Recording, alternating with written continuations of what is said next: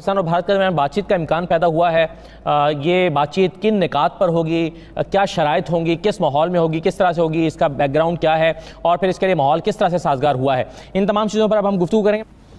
Corona میں صورتحال اتنی خطرناک ہے کہ میرا خیال ہے کہ انہوں نے اتنی تاخیر کر دی کہ زیادہ سے زیادہ 2 ہفتے ہیں, اس کے بعد لاک ڈاؤن کرنا پڑے گا. محکمہ پنجاب صحت پنجاب 3 دفعہ یہ ریکویسٹ کر چکا ہے لاک ڈاؤن کی. بلاول نے تو کہہ دیا, تو پنجاب حکومت تو نہیں کہہ سکتے. انگیج کریں, انگیج کیا انہوں نے ہمیں. اور میں آپ کو بتا رہا ہوں, میں اس دنیا میں ہوں گا یا نہیں, اللہ بہتر کسی کی زندگی کا کوئی پتہ نہیں. 2-3 سال وہ آپ کو انگیج رکھیں گے. اچھا ٹھیک ہے, اتنے میں وہ تیاری کریں گے کہ بجٹ کا بہت بڑا حصہ جو ہے وہ اسلحے کی خریداری پہ صرف کریں گے. اور اس کے بعد دیکھیے جو لوگ انڈیا پاکستان ٹریک 2 مذاکرات میں شریک ہوتے رہے ہیں, سیمینارز میں شریک ہوتے رہے ہیں, جن کی انڈین جرنلسٹوں سے ملاقاتیں ہیں, انڈین پولیٹیشین سے ملتے ہیں, وہ کہتے ہیں مری مکھی وہ دینے کو تیار نہیں. تو ہم کس لیے پھر آمادہ ہو گئے؟ انہوں نے تو انگیج کیا. ہم اس لیے آمادہ ہو گئے نا کہ ہم تو ہر وقت آمادہ ہے نا. اور امریکہ کا مسئلہ یہ ہے کہ انڈیا اس علاقے کا تھانہ دار ہو, ان کا بھی دباؤ ہے. اور امریکہ کے سامنے تو ہمارے لوگ ایسے عاجز ہیں نا کہ جس کی کوئی حد ہی نہیں ہے. مائی باپ ہے ان کا امریکہ. وہ لاہور کے ایک صوفی کہتے ہیں, درویش ہیں, وہ کہتے ہیں خدا پہ ہم ایمان رکھتے ہیں, بھروسہ نہیں رکھتے. توکل چاہیے ہوتا ہے. قائد اعظم کا پاکستان اس کے مقابلے میں کہیں زیادہ کمزور تھا, مگر ان کے لہجے کی گن گھرج میں کوئی تبدیلی نہیں آئی تھی. طاقت ایک نفسیاتی چیز ہے, یہ کمزور پڑ گئے ہیں, جھک گئے ہیں, اور نہ کشمیری لیڈرشپ کو اعتماد میں لیا, نہ قوم کو اعتماد میں لیا. اور حال تو عالی جناب آپ کا, یہ کپاس کا سودا تو آپ کر نہیں سکتے. ایک دن سے فیصلہ کیا تو دوسرے دن ختم. اور دلیلیں کیا دے رہے ہیں؟ وہ ایک پوری فوج لگی ہوئی رایاماؤں کو ہموار کرنے میں. وہ سمجھتے ہیں یہ قوم کیا بیوقوف قوم ہے, اس کو ہم سمجھا لیں گے کہ جی 95% یورپ میں انسائڈ ٹریڈ ہے, یورپی ملکوں میں کہاں ٹریڈ ہوگی, ہمارا بڑا فائدہ ہوگا. نہیں منگوانے دیا اس کو. ٹریڈ جو انڈیا کے ساتھ ہوتی ہے تو اس میں تو مال ہم خریدتے ہیں, وہ تو نہیں خریدتے. تو اس میں ہمارا فائدہ کیا ہوگا پھر؟ ہمارا کوئی فائدہ نہیں ہوگا. ہمارا فائدہ ایسے یہ جو حصہ سے کمتری ہے اس کا کیا علاج ہے؟ طاقت تو ایک نفسیاتی چیز ہے. وہ کہنے لگے رومیوں کی فوج تھی 90,000, مسلمانوں کی تھی 9,000, 9 اور 90,000 کا کیا مقابلہ. اور دیکھیں آرگنائزڈ وار ہارڈنڈ آرمی تھی رومیوں کی بھی, ایران کو وہ شکست دے چکے تھے. تو کسی نے کہا جناب خالد بن ولید سے کہ رومی کتنے زیادہ ہیں, ہم کتنے تھوڑے ہیں. انہوں نے کہا چپ رہ, اگر میرے گھوڑے کے سم خراب نہ ہوتے تو یہ چاہے سے دگنی فوج لیتے. یہ ایک میتھڈ ہوتا ہے کانفیڈنس میں. امکان پیدا ہوا ہے. اور کیا کشمیر کے معاملے پر جو بنیادی طور پر پاکستان اور بھارت کے درمیان ایک زیادہ مسئلہ پیدا ہوا وہ یہ تھا کہ کشمیر میں جو آئین میں تبدیلی کی گئی 370 اور 35A والی, اس پر آپ کے خیال میں کیا پہلے یہ رول بیک ہوگا تو بات چیت آگے بڑھے گی؟ دیکھیں میری اطلاع یہ ہے, باخبر اور باوثوق ذرائع یہ کہتے ہیں کہ پہلی بار بھارت کی طرف سے پاکستان کو مذاکرات کی پیشکش ہوئی ہے. پہلے تو امپورٹنٹ بات یہ ہے کہ پہلے پاکستان مذاکرات کی بات کرتا تھا اور بھارت کہتا تھا کہ جی پہلے یہ شرط ہوگی, دہشت گردی کا خاتمہ کریں, دراندازی ختم کریں, یہ کریں, وہ کریں, فلاں نے.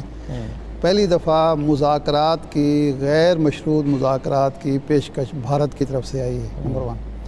اور اس میں امپورٹنٹ زیادہ بات یہ ہے کہ اس میں یہ کہا گیا ہے کہ مذاکرات کشمیر سمیت تمام مسائل پر ہوں گے. یعنی کشمیر کو مذاکرات کا ایجنڈا بھی بھارت نے تسلیم کیا ہے. ٹھیک ہے.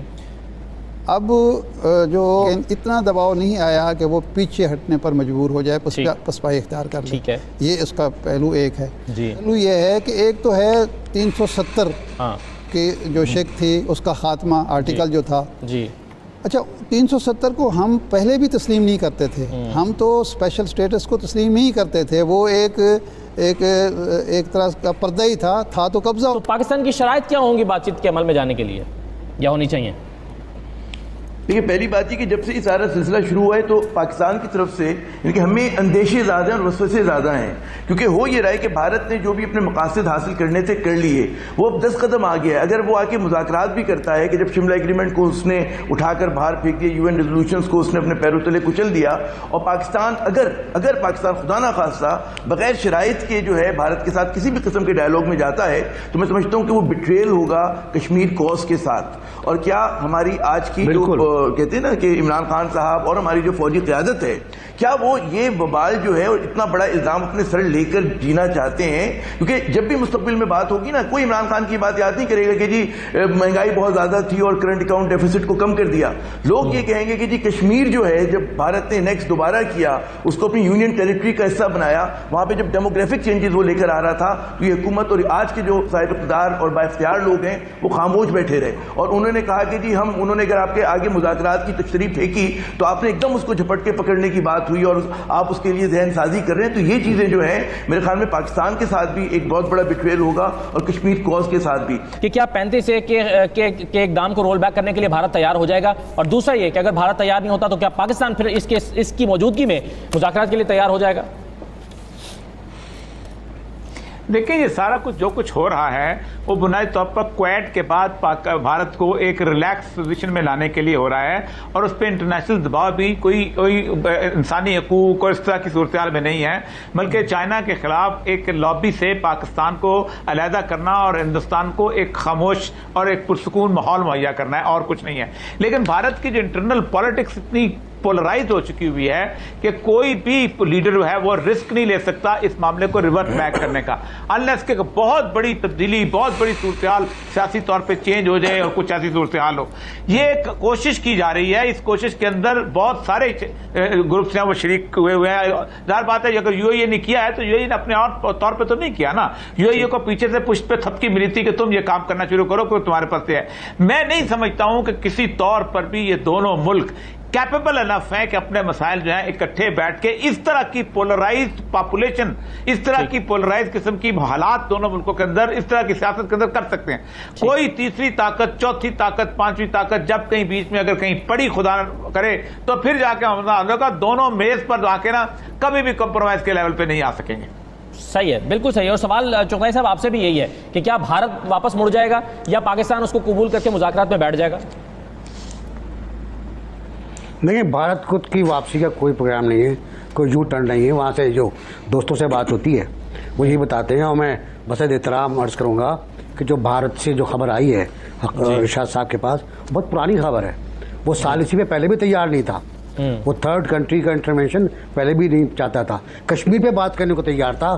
اور واجپئی کا آخری اسٹیٹمنٹ یہ تھا کہ ہم اسلام آباد سے واپسی پر کہ ہم کشمیر پہ بات کرنے کو تیار ہیں، لیکن آزاد کشمیر پر جو پاکستان کے زیر قبضہ ہے اس پہ بات کرنے کو تیار ہے. تو یہ جو ایک خباثت ہے یہ اندر موجود ہے، ختم نہیں ہوئی ہے. وہ اس میں مطلب ہم کسی سنہرے جال میں نہیں پھنسنا چاہیے.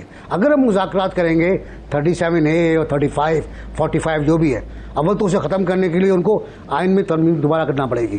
لوک سبھا میں ان کو ابھی حمایت نہیں ملے گی مجھے پتا ہے. اور یہ جو آپ نے رکھا تھا کاٹن کا اور گندم کی درآمد کا، یہ تو کس طرح فلاپ ہوا ہے، کس طرح آپ نے دیکھا کہ پرائم منسٹر نے منظور کیا، کابینہ میں گیا، کابینہ نے منع کر دیا. بالکل صحیح ہے. میں اب اس پر کیسے ممکن ہے یہ بات؟ دوستو ایسے ہی ویڈیو دیکھنے کے لیے چینل کو لائک اینڈ سبسکرائب ضرور کیجیے. جے ہند جے بھارت. دوستو ملتے ہیں اگلے ویڈیو کے ساتھ.